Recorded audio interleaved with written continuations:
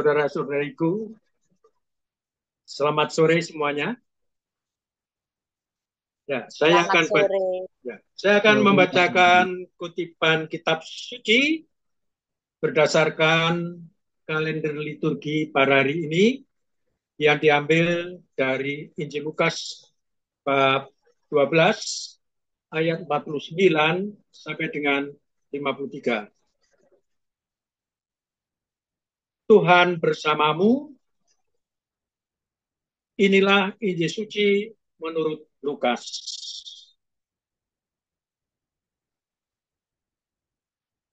Pada suatu ketika, Yesus bersabda kepada murid-muridnya, "Aku datang melemparkan api ke bumi, dan betapa aku dambakan agar api itu selalu menyala.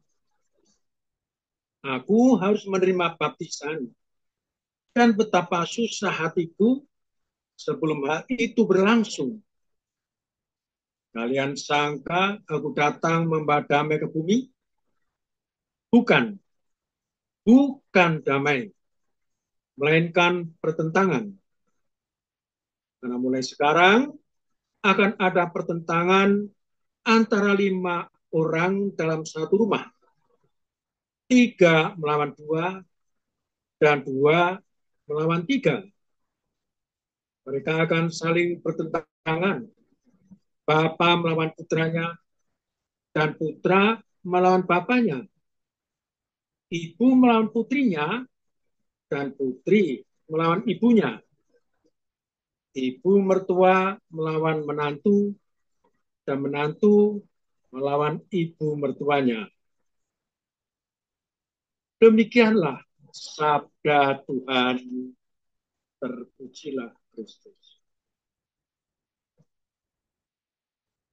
Bapak, Ibu, saudara-saudariku yang dikasihi Tuhan,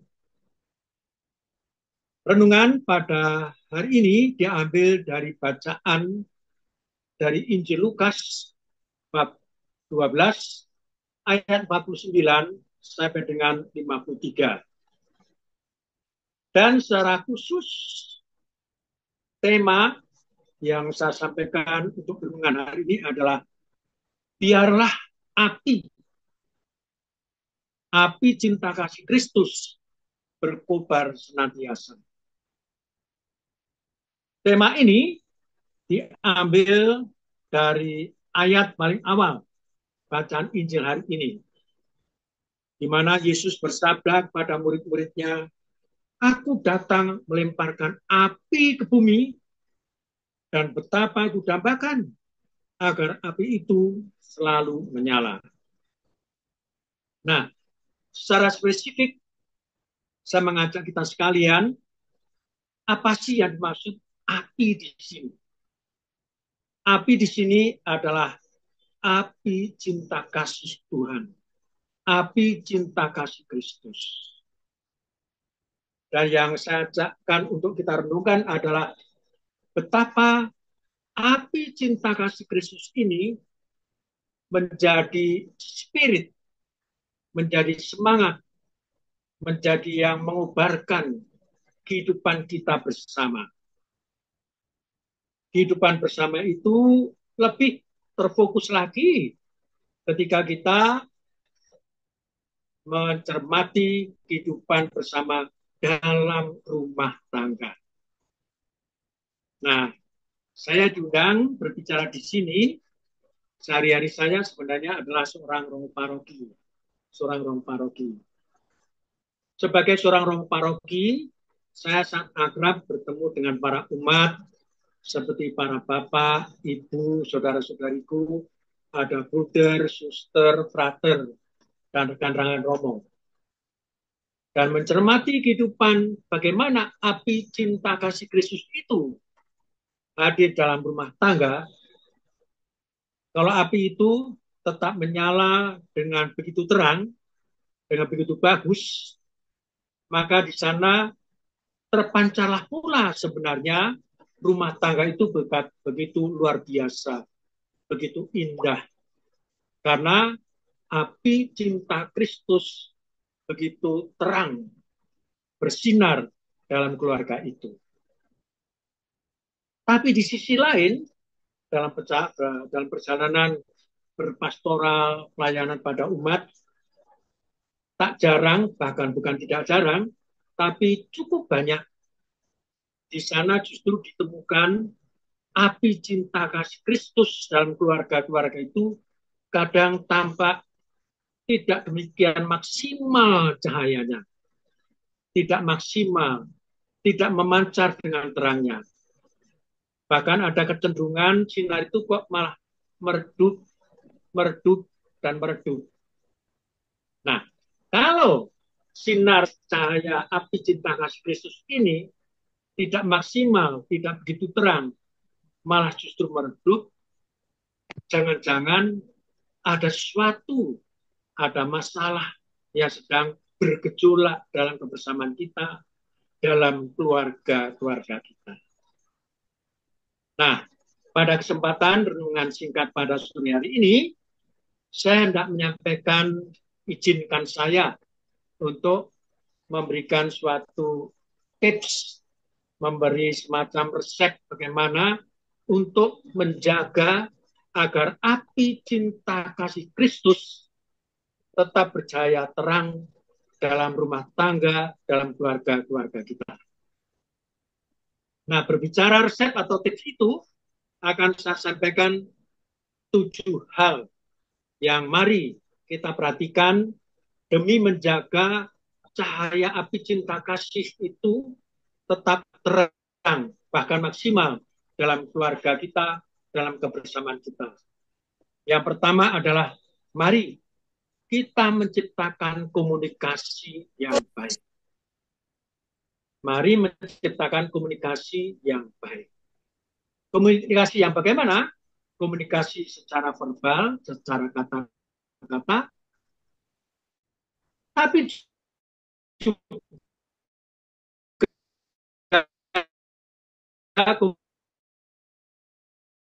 komunikasi verbal. Nanti setelah nikah Anda tinggal satu tempat atau bagaimana? Tanpa ragu-ragu calon menikah itu bilang mengatakan, Romo saya tetap tinggal di kota ini, ya di paroki ini, tapi pasangan saya di luar pulau. Nah, saya mulai mempertanyakan, waduh, kalau jaraknya demikian jauh, kamu di sini dan pasanganmu di luar pulau, komunikasimu bagaimana? Komunikasi secara verbal, komunikasi secara non-formal, non-verbal maksudnya non-verbal, sehingga untuk menghangatkan, memaksimalkan cahaya cintamu di rumahmu. Dan dengan kadang-kadang jawaban kan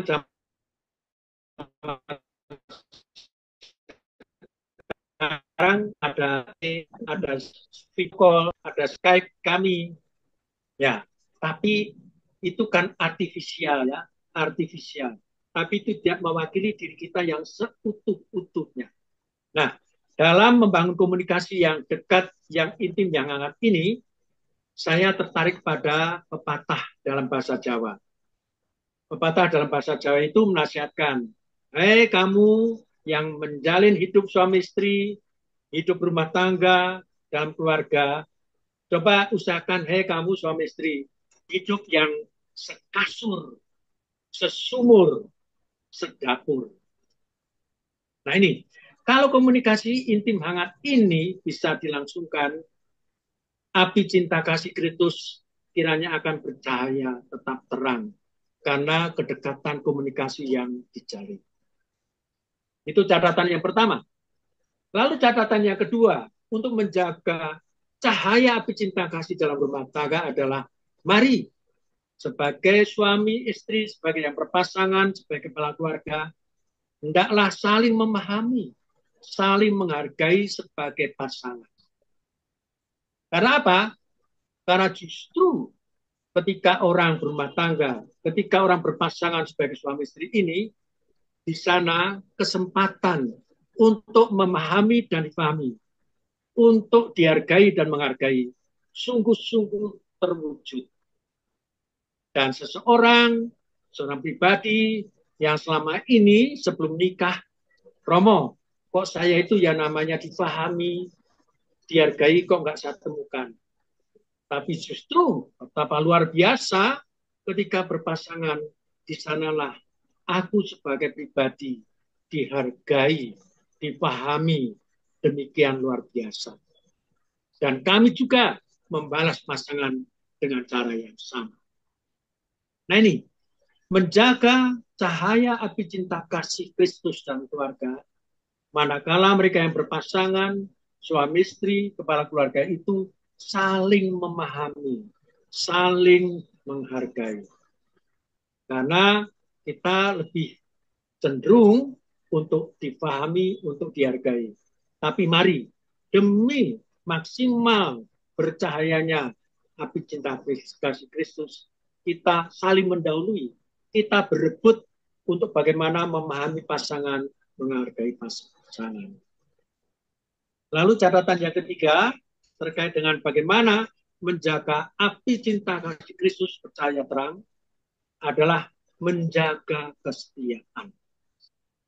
Menjaga kesetiaan ini sangat tidak mudah. Sangat tidak mudah. Lebih-lebih bagi yang berpasangan. Yang berpasangan. Tak jarang. Begitu muncul permasalahan ketika orang dihadapkan pada masalah kesetiaan. Dan sejauh dari lapangan saya menangkap betapa yang namanya kaum Hawa, para istri ini sangat-sangat mengedepankan, menjunjung tinggi yang namanya kesetiaan. Dan diharapkan juga tentu para suami juga demikian. Dan kalau kesetiaan ini dijunjung tinggi baik-baik, maka yang namanya api cinta kasih Kristus dalam keluarga akan bercahaya begitu yang terang dan tentu melegakan, membahagiakan antara pasangan. Sehingga terhindar jauh dari yang namanya adanya pel atau will, pria idaman lain atau wanita idaman lain. No. Menjaga kesetiaan. Demi terang cahaya api Kristus selalu mancar, demikian penuh sukacita dan keluarga. Nah itu catatan yang ketiga. Lalu catatan yang keempat adalah mari sebagai pasangan, sebagai suami istri, sebagai keluarga yang menempuh hidup perkawinan suci. Yang keempat catatan dari saya adalah saling mendoakan. Saling mendoakan. Mengapa saling mendoakan? Karena kita ini pribadi-pribadi yang rapuh, yang rentan, yang rawan, yang banyak godaan, yang berseliweran, ya, yang menguasai begitu dekat, tinggal menerkam begitu saja. Tapi kalau kita mempunyai senjata doa luar biasa, kita akan dijagai oleh Tuhan dan kita mempunyai kekuatan yang luar biasa.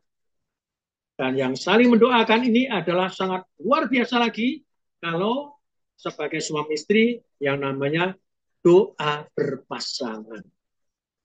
Sambil berdoa, sebagai pasangan saling berdekatan, saling berpegangan tangan, atau saling berpelukan dekat untuk bisa menangkis seluruh gangguan, godaan, cobaan itu. Supaya kita bisa menjauhkan dari rongrongan-rongrongan godaan, cobaan. Karena ya kadang-kadang yang namanya godaan, cobaan ini datang dari pihak yang tak jauh-jauh amat dari kita. Mulai dari bahkan kita itu dirongrong oleh gosip-gosip yang murahan, lalu cerita-cerita yang menggoyahkan rumah tangga kita. Tapi percayalah, kalau kita ini kuat dalam doa, maka kita akan dibentengi oleh Tuhan. Maka kita akan kuatkan oleh Tuhan.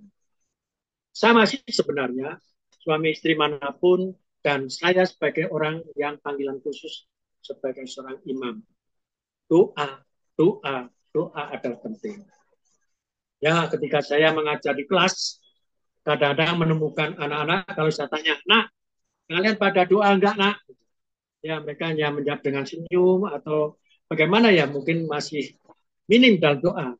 Tapi, untuk menjaga api cinta kasih dalam keluarga, doa harus menjadi yang utama. Karena doa inilah yang membuat kita kokoh, menghindarkan kita dari gangguan-gangguan, cobaan-cobaan, godaan dari Tuhan.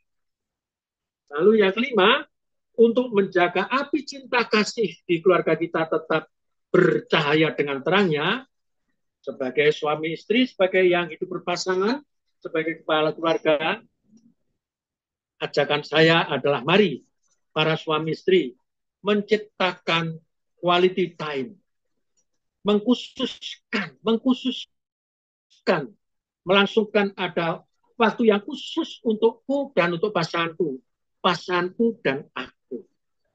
Jadi kita menyisihkan urusan-urusan yang lain, kesibukan-kesibukan yang lain, hal-hal yang lain, tapi dalam hidup sehariku ini, aku memberi ruang yang cukup, ruang yang istimewa untuk pasanganku. Seperti dulu, sedang pacaran, sedang saling membangun kedekatan. Dan kalau ini, yang namanya quality time ini, kita ciptakan baik-baik, saya yakin bahwa api cinta kasih Kristus akan tetap berkobar dengan terangnya. Itu hal yang kelima. Masih ada dua lagi, tidak saya sampaikan. Yang keenam adalah yang namanya saling percaya. Saling percaya. Adanya saling percaya itu buat orang aman, nyaman, tentram. Percaya oleh pasangan. Pasanganku nggak mempermasalahkan kondisiku, keadaanku. Tetapi sebaliknya, kalau kepercayaan itu begitu minim, bahkan sirna, wah, sangat sedihlah, bahkan bisa menjadi orang stres, manakala kepercayaan itu tidak ada pada kita. Nah, supaya api cinta kasih Kristus tetap percaya dengan terangnya dalam keluarga kita, rumah tangga kita, ayo kita tegakkan terus bagaimana kita saling percaya kepada pasangan antara suami istri, orang tua kepada anak, anak juga kepada orang tua. Saling percaya. Lalu yang terakhir, yang ketujuh, ya, resep atau kiat agar api cinta kasih Kristus tetap berkobar, bercahaya terang di rumah tangga kita adalah saya mengajak, mari para pasangan, suami istri, orang tua, ayah ibu, dan juga anak-anak dan keluarga, kita terbuka untuk saling mengampuni, saling memaafkan, saling menyembuhkan. Sejauh ini ketika orang melihat ada tabisan imam, imam itu oleh Bapak Uskup diberikan olesan pada tangannya minyak tabisan itu. Dan betapa luar biasa rahmat tabisan itu. Sehingga seorang imam itu bisa memberkati. Bahkan tidak hanya memberkati. Ketika berikaristi, bisa mengubahkanlah roti biasa menjadi tubuh Kristus, anggur biasa menjadi darah Kristus.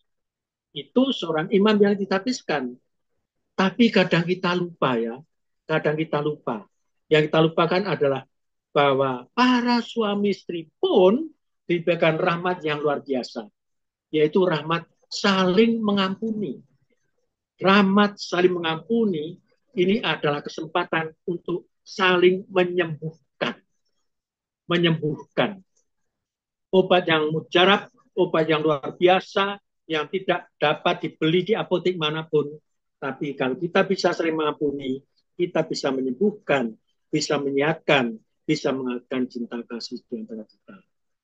Demikian renungan pada pertemuan kita hari ini berangkat dari Lukas 12 ayat 49 sampai dengan 53 dan secara khusus saya ambil dari ayat 49, biarlah api cinta kasih Kristus berkobar senantiasa dalam dirimu, dalam hidup berpasanganmu, dalam hidup berumah tanggamu, dalam hidup kebersamaanmu.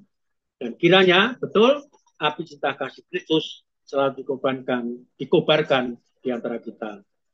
Mengakhiri renungan singkat ini, saya mengajak berdoa bersama. Mari kita berdoa bersama. Ya Tuhan Bapa di surga, kami sangat terima kasih Melalui Yesus Kristus Putramu, Engkau telah menghadirkan api Roh Kudus, api cinta kasih yang membangun, yang menyemangati kehidupan kami sebagai pribadi, sebagai pasangan, sebagai komunitas dan keluarga. Doronglah kami juga ketika kami bangun komunitas di dalam doa, devosan kami melalui kerahiman ilahi Tuhan Yesus Kristus, sehingga kami pun senantiasa bisa menjaga api cinta kasih Kristus dalam kehidupan kami. Terpujilah Engkau, kini dan sepanjang masa. Amin. Terima kasih kepada Romo Paulus Haruna atas renungan yang sungguh sangat luar biasa dan menarik.